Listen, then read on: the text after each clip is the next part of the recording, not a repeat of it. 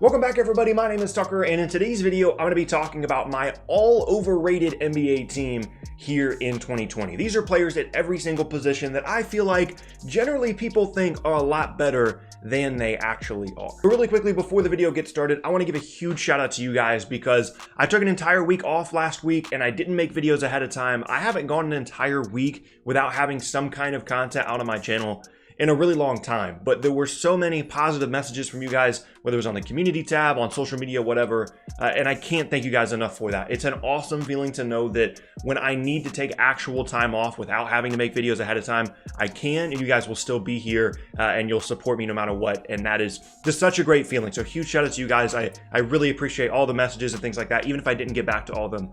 Thank you guys so much. But with that said, let's go ahead and get into the video of my 2020 all overrated NBA team. First up at the point guard spot, I guess I'm really just going 1 through 5 here, but I guess you could technically call this player a point guard, and it's DeAngelo Russell. And maybe this is kind of a weird one for some of you, for me to be saying negative things about DeAngelo Russell because he was such a big part of that Nets team last year that had a big part to do with where the team is now with signing Kevin Durant and Kyrie Irving.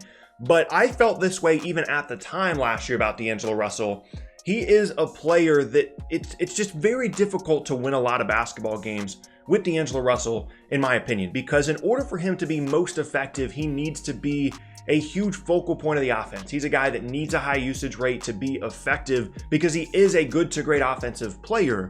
But if DeAngelo Russell is the focal point or one of the focal points of your offense, you're just not going to be a very good team. He's not efficient enough and he doesn't play make at a high enough level to really carry an offense. So it's this weird thing where if you want to get a ton of value out of him, which on his current contract you obviously would want to, then you need to give him a lot of offensive responsibility. But if you're doing that, then generally you're not going to be a very good team. And I understand that he made an all-star team at a very young age last season, but for me, it's not that he's a bad player. It's just that he is overrated compared to how good he actually is by a lot of people because of the offensive stuff, because of the scoring stuff. When you consider his entire game, the defensive limitations that he has, and as I said, how much you really have to cater your offense to his game to make sure that he has the level of production that he needs to match up with the contract that he's currently signed to, I feel like he's a very, very overrated player. And I've had this opinion ever since last season. Next up now is a player that I've talked about a lot. You probably knew was going to be on this list if you've watched many of my videos in the past, and I'm pretty sure he's in the thumbnail too,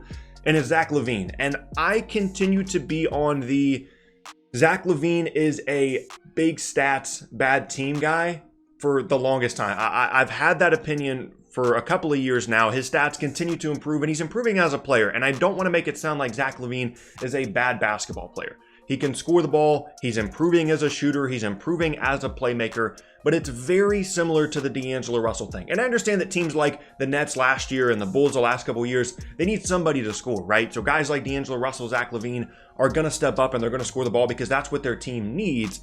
But people are associating those guys with, oh, you know, they're scoring 23, 24, 25 points per game. They're really, really good offensively.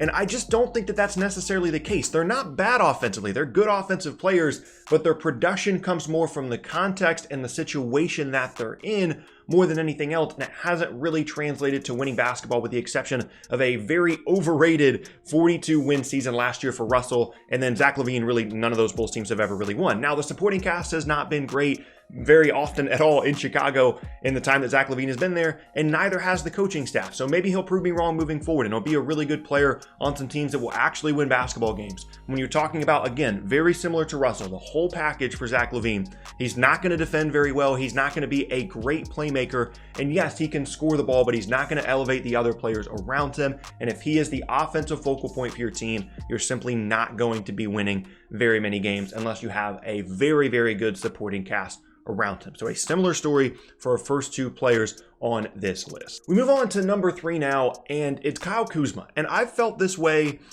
ever since he became like this guy that we talk about all the time. Like the difference between how much we should talk about Kyle Kuzma as it relates to his basketball skill and his ability compared to how much we actually talk about Kyle Kuzma, that's a very, very large gap. And it's one of those things where if he wasn't playing for the Lakers, would we really talk about or think as highly of Kyle Kuzma as we do? And I know that a lot of people think that he's overrated as well, so I'm not trying to say that I'm the only one that has this opinion, but it feels like the general consensus is that Kyle Kuzma is a pretty good basketball player. And again, he's not bad. He can do some positive things, but he's in a situation where he needs to be a complimentary player, but he acts more like he's a guy that should be scoring the ball a ton. And again, if he doesn't have a Lakers jersey on, I'm not sure that we really care all that much about Kyle Kuzma. He's not a great shooter. He's not a great playmaker. He can rebound a little bit. He can score a little bit. But for what he is, I would like for him to be a better shooter and a better defender and do some other things around the edges rather than just being this scoring forward type guy that I don't really feel like does a lot outside of that. Now, he still is young. He still can improve, although he is pretty old for the amount of years that he has been in the league. But he's a player that I think this is more about the perception of him more than it is the basketball skills, because again, he is playing in LA.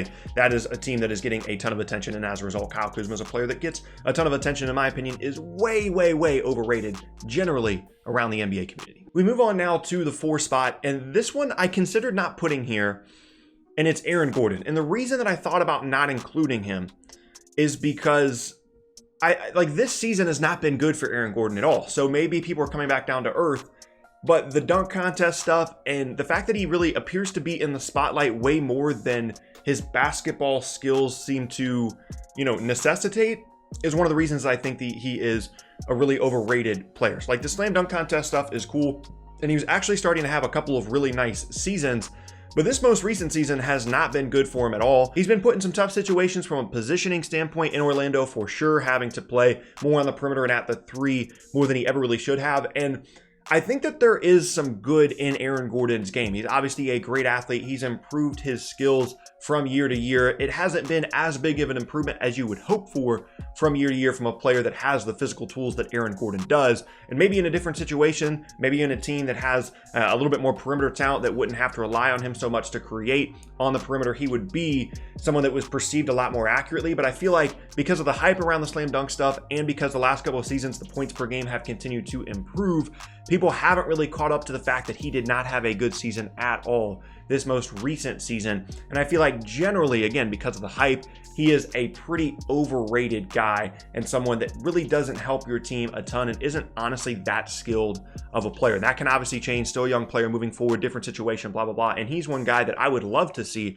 in a different situation outside of Orlando on a team that has more spacing, that can play him at the 4, maybe even at the 5 to take advantage of the athleticism that he does have. But until all that happens, I think he's a pretty overrated player. And last up now at the 5 spot is a typical big name, not so good of a player anymore type guy.